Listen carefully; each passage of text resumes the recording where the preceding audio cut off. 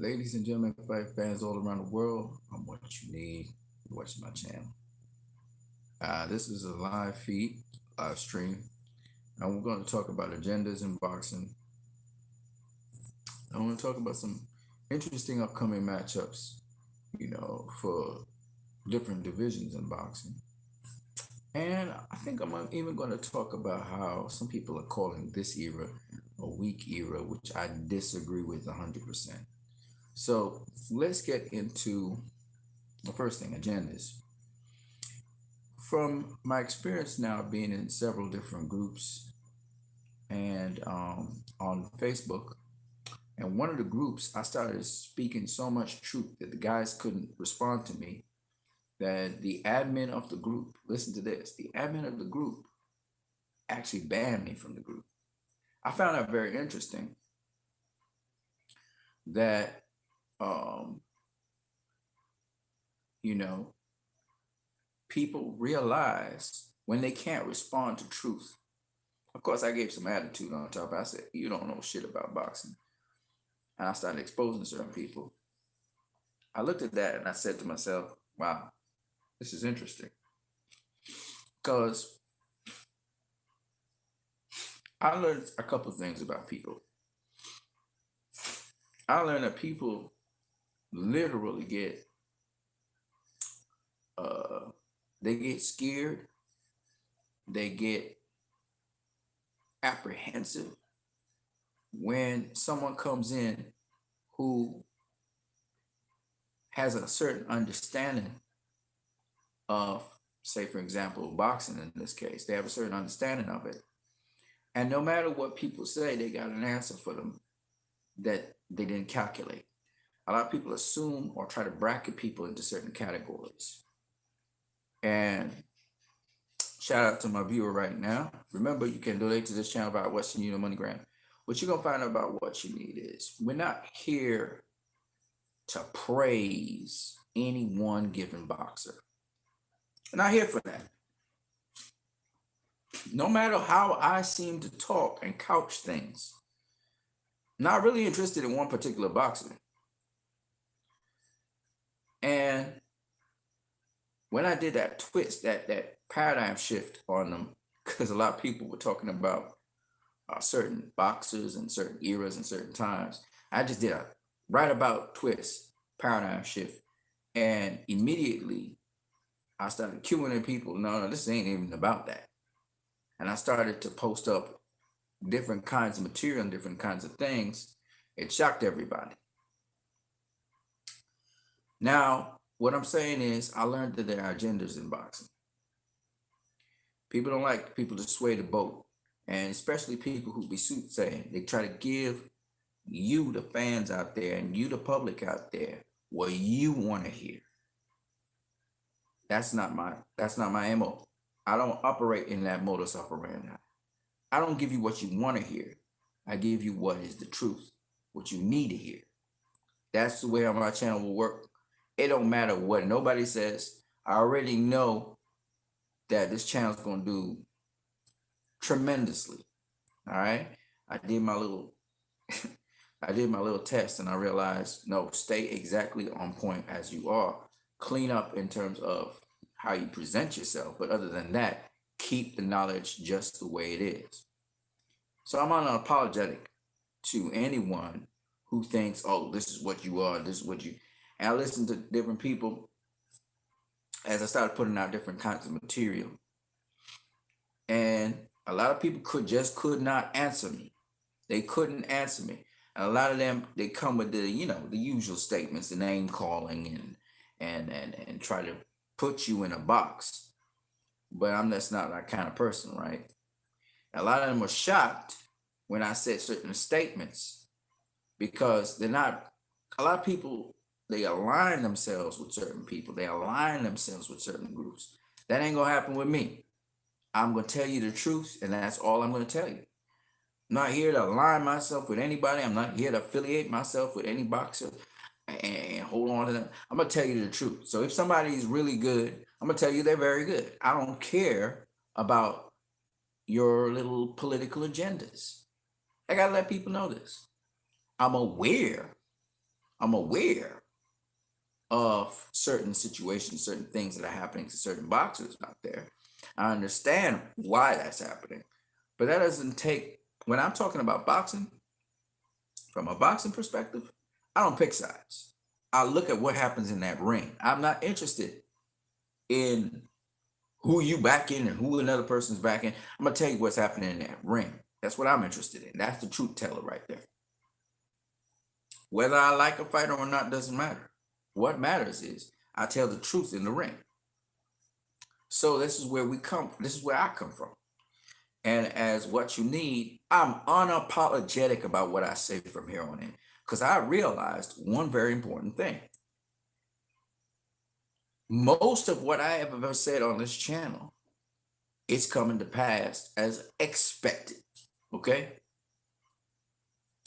You will find the following things that a lot of people, and you just look at the fighters today, a lot of the people today like bashing the present fighters because, of course, boxing is a competitive sport and it's about me versus you. And so, of course, the fans kind of play along with that. But one of the things I notice, and a lot of people don't talk about this, is fans choose who they like. And no matter what you say to them, they're going to keep their bias towards who they like. And that's that. And they're not interested in truth. They're not interested in telling the truth to other people. They are interested in their bias. They pick a side and then they stay with it. And they will twist the truth to maintain their argument. I've seen it time and time again with several fighters in several groups. And I had to, you know me, I check people. I start to truth check people. I start to proof check people. And they don't like me for that. They don't like somebody who's there and they realize that person's right about what they're saying when they proof check someone.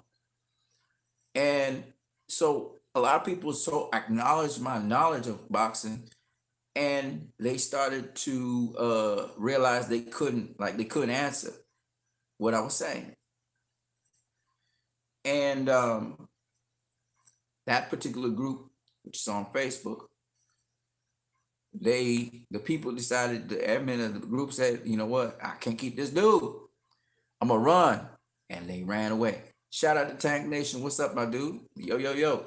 It's pretty late in the night, but I got some gas and I can't allow that gas to go. So I decided to cook something to eat before I go to sleep and get my sleep afterwards. So I decided to do this little video today. Those of you can check out community section. In there, I'm talking about several different ways of dealing with a jab. Okay, I've been going through it for a good period of time, a couple months now, and I got so much more to show you guys of how you deal with the jab. There's many different ways to deal with the jab, and I've been going through them. Tang Nation says Gervonta would be Lomo's toughest opponent if they fought. Maybe, man. I mean, you're a fan of Gervonta, so you're gonna think that way. Hold on one second. I gotta go check out this food here.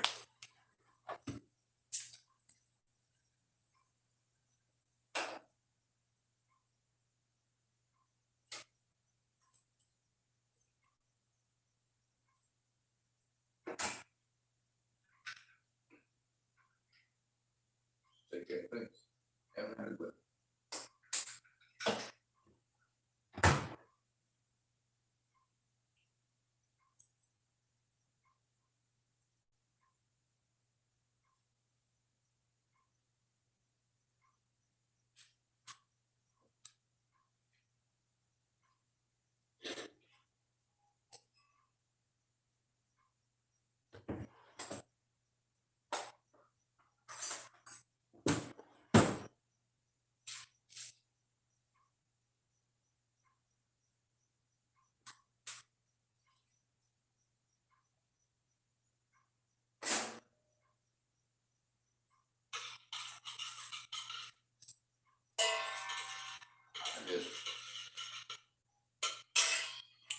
So, yeah.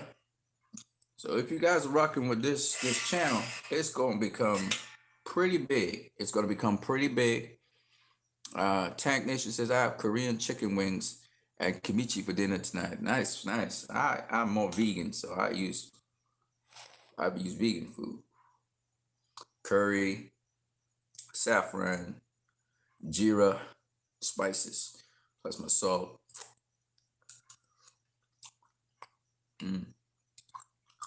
I will need to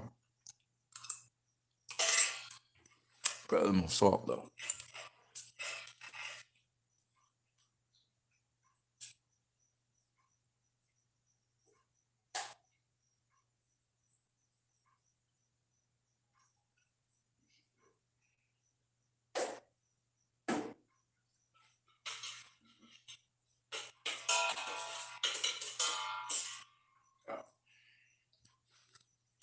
Yeah. So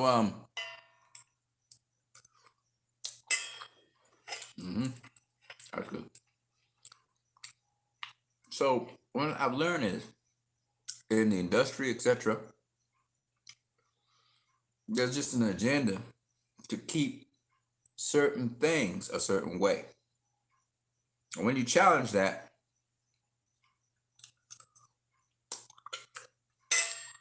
some people will try to squeeze you out, minimize your voice, and get rid of you because they feel threatened by it. I'm not going to stop.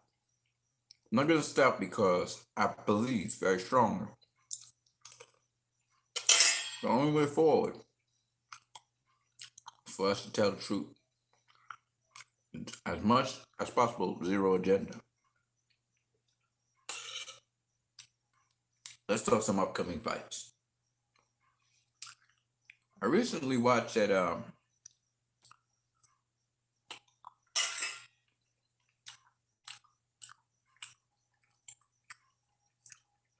Nishioka versus Nonito Donaire. Good fight.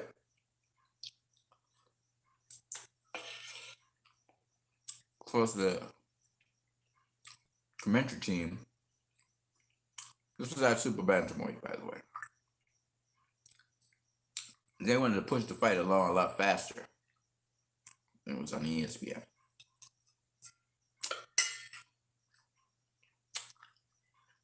It was interesting how impatient people can be and lack understanding about what's actually going on in the ring.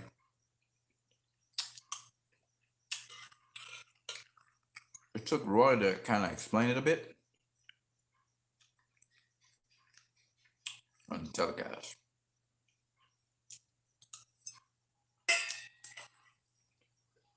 And I thought to myself, Donaire's the A side.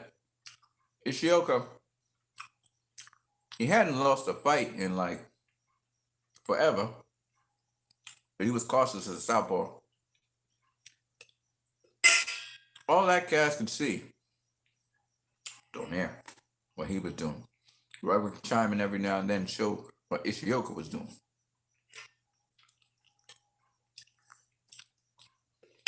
I always had a problem with imbalanced commentary, bias.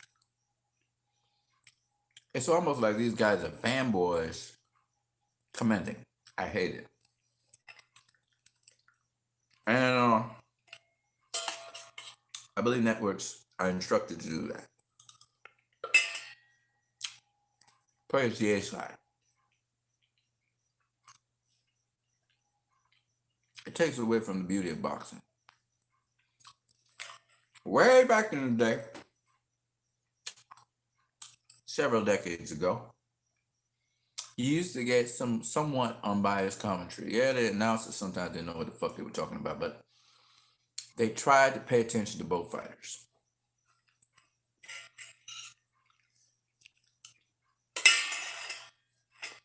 However, what I appreciate about today, the fighters of today and the announcers of today,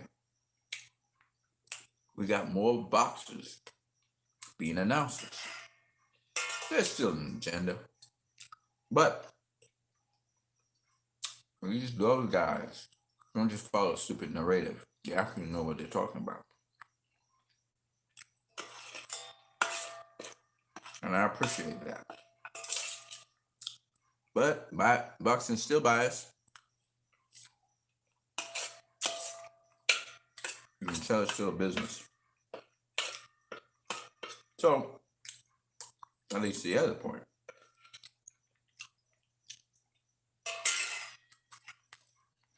I saw people tearing into Terrence Crawford.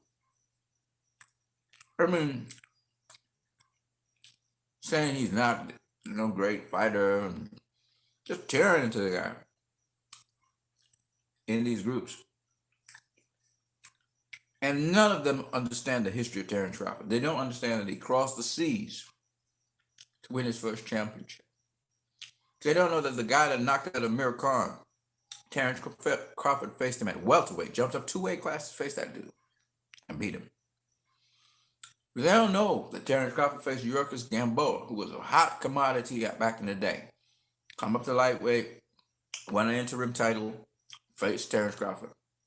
I think Gamboa beat Dallas Perez, if I'm not mistaken.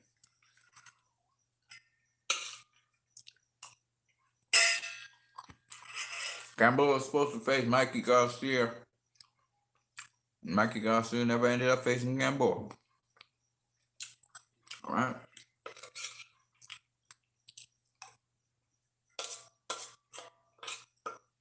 Nowadays, a lot of people are saying, oh, Gamboa, he's done. Yesterday's news.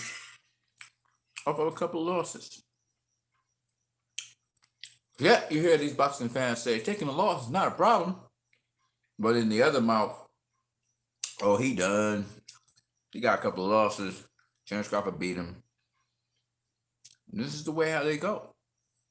They don't give boxers a chance. They don't give their careers a chance. But yet, on the other hand, they're talking about taking a loss is a good thing.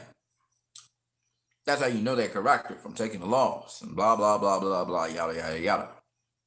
Yet I see people saying that Sergey Kovalev is shit. They called him mess.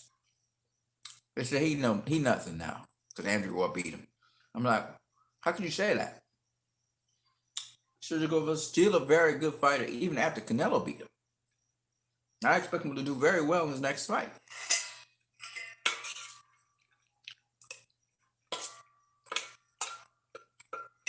But agendas in boxing, they don't make sense. There's a lot of them out here. And that's what governs the narrative. Bernard Hopkins was old. Why didn't he leave the sport? You know? Manny Pacquiao's not old. He shouldn't leave the sport. You see what I'm saying? Agendas. Narratives. They praise Pacquiao for something that Bernard Hopkins was doing time and time again.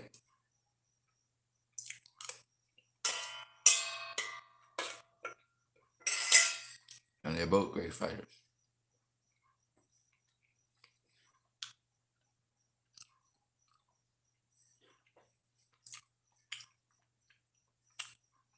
Said, yeah, Korean chicken, wings, and kimchi for dinner with steamed rice. Nice.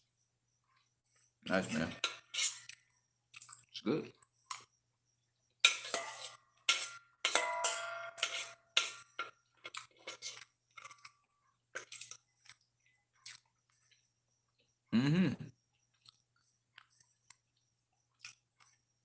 Good after this.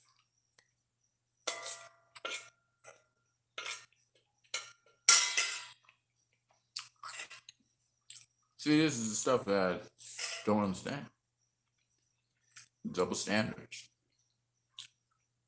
The fickleness of fans. In a very demanding sport.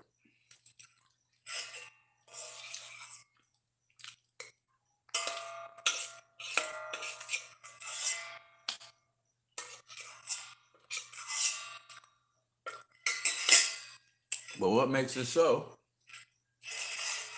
is the fact that there are genders in boxing. And narratives rise up. There's the narrative that Pernell Whitaker was boring. He only had defense. He didn't throw much punches. which is not true at all. You know,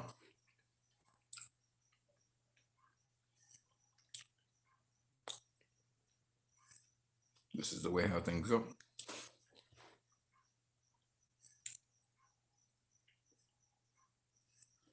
Talk upcoming fights.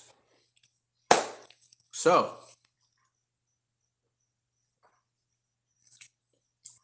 it is now official. Katie Taylor will be facing Persoon, and they will be facing each other for a world title. The rematch is necessary. I'm looking forward to it. Touching my eyes and face don't look that way.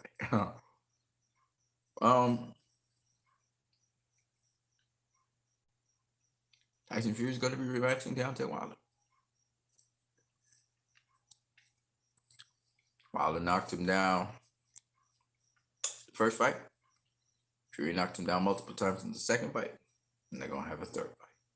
We was talking about how Deontay Wilder is ranked number 2 heavyweight in the world. I think Joshua number 3. And he was going through some of Wilder's opponents. I do say Luis Ortiz is one of those opponents that I haven't seen nobody enthusiastic about facing. Nobody. Luis Ortiz has got Wilder, and that's it. He faced Wilder twice. He's not got nobody else except for the Philadelphia kid. I can't remember what his name is right now. And that goes to show that Wilder is more than just a puncher. A lot of people say Wilder can't box. I never understood that. He has a very good jab in which he was able to keep distance with most of his opponents. They say Wilder can't fight off the back foot. That's nonsense as well. Wilder can fight off the back foot. Most of his fights he fought off the back foot. In fact, Tyson Fury's former trainer said, of course Wilder can fight off the back foot. But what Tyson Fury did to Wilder made him hurry up on his movements, and that's why he looks so unorthodox and discombobulated, which is very true. On to some other points and other fights that we'll be looking forward to. So we got the Tyson Fury Deontay Wilder fight, Lomachenko versus Teofimo Lopez fight. We got the Persoon versus Taylor fight. It's very possible we may have the Kyle Smith versus Canelo fight. That would be a good fight as well. But what about the other fights? We hear them calling each other out. We hear Brooke and Thurman. We hear Errol Spence, Danny. Pacquiao's calling out Golovkin. I mean, people just doing the call-outs. Now, how serious they are about it, I don't know. But Sean Porter now looks like he's making a movement towards Terrence Crawford. I'm going to tell you why. If you look at the WBO rankings as of recently, you will see that Sean Porter is ranked in the WBO rankings. You know what I'm saying? That means Sean Porter must have paid sanctioning fees to the WBO to be ranked, which means Sean Porter may be making movements to face Terrence Crawford, which would be a very good fight. I'm looking forward to it. That is some positive news if this is the direction in which they're going, which I don't see a problem with it. I mean, Sean Porter going after Terrence Crawford going after Sean Porter, that's what it's supposed to be. Especially for Terrence Crawford, he needs a name on his list. I don't care if he win, lose, or draw. He needs a name on his list. And you know what's funny? All you guys out there say, oh, well, having a loss doesn't mean you don't lose respect.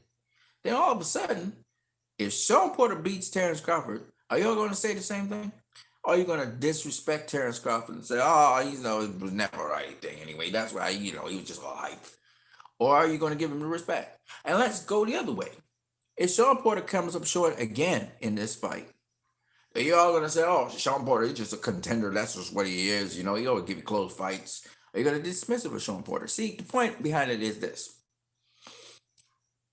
A lot of you guys as fans out there in fanland, I realize that a lot of you don't really care that much about the sport of boxing. How you represent your sport, how you look at the great shining lights of the sport, really explains and expresses to us how far that sport will go. To people who don't know nothing about boxing, you send a certain message to them. So, but then again, a bunch of y'all in here don't know nothing about boxing anyway. Some of y'all come from MMA background. Some of y'all don't come from no background whatsoever. You haven't watched boxing, but you open your mouth and start talking. Now, there's nothing wrong with talking, but do understand nobody gonna value your opinion if you're just talking, just running your mouth. That's why I'm not trying to teach. If people tell me you should teach boxing, I'm not trying to teach nobody no boxing. I ain't trying to train nobody unless I have gotten in the sport and done it myself, and unless I had the discipline to be able to listen. Because you got to be able to listen on boxing. If you don't listen, and just go through one ear and come out of the next ear. What good is that? You got to listen, right? You don't know nothing about boxing, so the first thing you gotta have is a good pair of ears. Shut your mouth and just let your ears listen. Because a lot of y'all hear me say things that sound crazy because you don't understand boxing. You don't. It's counterintuitive to you. And then you say, hey, he's saying some crazy stuff. I'm not saying anything that's crazy. Anybody in the sport of boxing knows, and it's been affirmed in various groups, anybody in the sport of boxing knows that I know what I'm talking about. Okay? I don't know shit about boxing like that, in that I never boxed before, professionally or amateur. But the shit that I'll be talking to you guys, they can confirm and affirm what I'm saying. I'm not a guru or anything. It's just that I listen, I pay attention, and then I say things along the lines of what boxers, trainers, and people in the business say. I'm not saying my own words. I use my intellect and common sense to put two and two together. That's all. I'm no different to any one of y'all out there. It's just that I try to educate myself as a fan. I like to have an informed opinion. And we put up a boxing group on Facebook, so you guys can check it out. It's boxing today, yesterday, and tomorrow. Check it out. It's a good group. You can join it. Safe environment, except you better back up what you say. If you're gonna open your mouth and say something, you better back it up. Okay. So you can go ahead and check out that group on Facebook. If you want to join it, you can join it. We just very, very recently opened it out. And you're going to see some changes with this channel as well, but bit by bit, we're not going to try and rush things, because the people who come to this channel must be people who actually are enthusiastic and excited about boxing, in my opinion. I don't want those disgruntled, angry ones who just want to, belch their vomit about certain boxers or certain periods of time, and they're just disgruntled and they just disgruntled about boxing and they think boxing is dying or whatever. I don't need those people, because those people won't advertise the sport as something positive. And it is a very positive sport, I can tell you that, because I personally have benefited from it. So, once again, the agendas kind of cloud boxing. So we're talking about upcoming events, and there's some exciting fights coming up, man. Very exciting fights coming up. And like I said, we have guys calling each other out. So we have now Sean Porter and Terrence Crawford. It looks like that fight might happen. Maybe in 2021, maybe in 2020, but whatever happens, I'm quite hyped about that. That's a fight the fans would love to see, I'm pretty sure. And I think it's a good fight for both fighters. All right. Makes Sean Porter would have had one more world champion on his roster, whether he wins or lose or draw. That means he would have had Errol Spence, Keith Thurman, Danny Garcia, Kell Brook, all right, Devin Alexander. And then you'd also have Terrence Crawford. And one more you got to get was Manny Pacquiao if Pacquiao stays in the business. That's some good stuff right there, right? Of course, we know that we have Naoya Inoue, who's going to be facing John Rael Casimiro. That's another fight to look forward to. And then we have We have some other fights, man, coming up. Some good fights, some featuring fights as well, some showcasing fights, you know. But at the end of the day, there's some fighters that I want you to pay attention to, upcoming fighters. Some Russian upcoming fighters that are really you have to pay attention to. There's one or two Uzbekian fighters you should check out as well. And of course, you got the American fighters. The Olympics comes out this year. It should have come out this year, but I don't know. You know, COVID-19's kind of fucked up that. But let's see if it maybe comes out this year or maybe next year.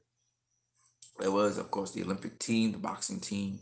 So there's a lot of talent and skill in that area as well. Um, I was looking at an interview. The interviewer was interviewing Saddam Ali. You know, since Saddam Ali was another amateur standout. He didn't do as well as expected, but he did a phenomenal thing in beating Mika Cotto to win the WBO super welterweight title, right?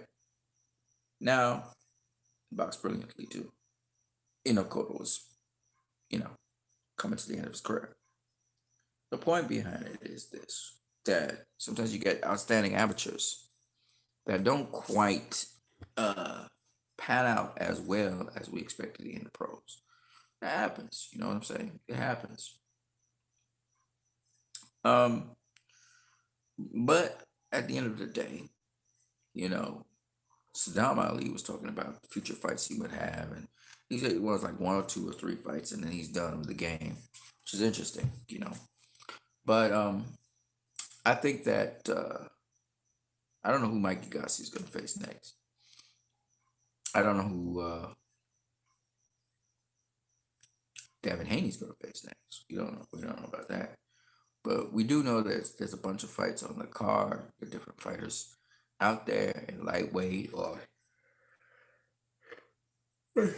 even super lightweight. You know, I'm going to be tired now.